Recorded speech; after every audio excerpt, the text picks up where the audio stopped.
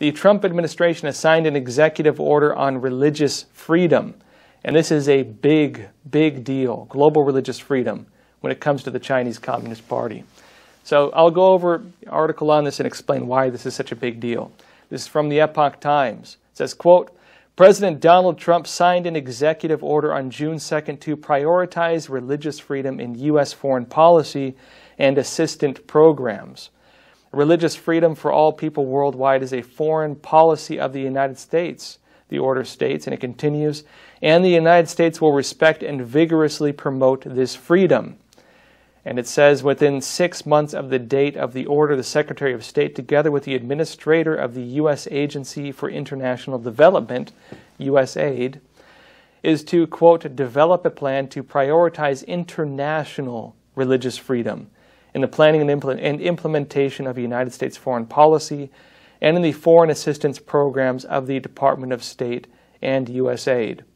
And it continues. I'll read a bit more of this and explain some of the analysis on this.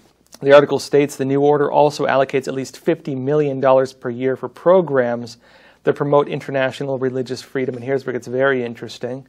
It says the Treasury Department may also consider sanctions on individuals involved in religious persecution by implementing the Global Magnitsky Human Rights Accountability Act, among other things.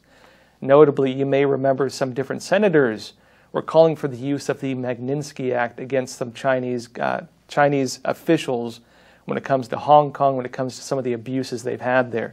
Now they're talking about this on a broader scale when it comes to human rights abuses based on religious persecution. And it continues here. The law empowers the U.S. government to place visa bans and block the assets of human rights abusers and corrupt officials around the world. Now, notably, again, for the Chinese Communist Party, this could be a death blow. This is, when it comes to religious abuse, the abuse of religious believers in China, the Chinese Communist Party is the biggest religious abuser in the world. Now, among the groups that they persecute, Tibetan Buddhists, where they move into Tibet and they've been brutally persecuting them for a long time now, burning down temples, tearing down different areas, using them as, putting them in these forced labor camps, you name it. The Muslim Uyghurs in Xinjiang, in the Xinjiang region of China, where they're using them as slaves. They have slave labor camps of these Muslim Uyghurs. They're using them for other forms of horrible things, torture, you name it. Falun Gong practitioners, about 100 million of them in China, persecuted, trying to be good people, believing in truthfulness, compassion, and tolerance, persecuted for trying to be good people, re-education through labor, forced organ harvesting while they're still alive. These things have been proven now.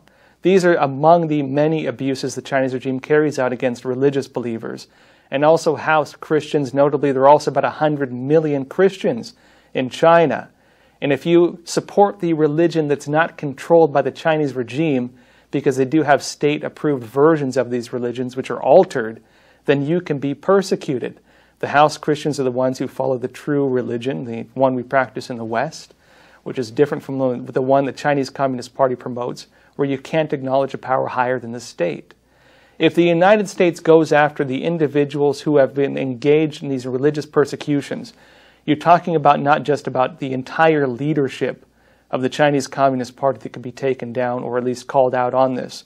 You're also talking about local officials. You're talking about different police forces, 610 office, for example, the extrajudicial police branch called the Gestapo of China, for example, that was created specifically to persecute Falun Gong.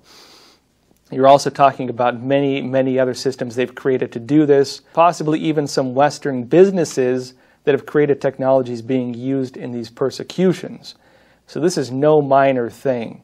And I've written before, I don't think I've said it on the show, the Chinese Communist Party has a glass jaw. As big as they talk, as big of a deal as they make about how strong they are in these things, they have a glass jaw. They are a paper tiger. Because when it comes down to it, here's their weakness. Their weakness is ideology. They are a regime whose hands are covered in blood. Right? 50 million to 70 million under Mao Zedong alone. Hundreds of millions persecuted in China right now as we speak for religious belief. And so if the United States wants to call them out on this, if they want to call them out on this, really this could be internationally a move that makes it just does away with the entire soft power campaign the CCP has been pushing for decades. Does away possibly with, say, some of the different financial crimes these individuals have been committing around the world, takes away their finances, hits them ideologically. If they travel abroad, maybe even arresting them. We'll have to see what this means.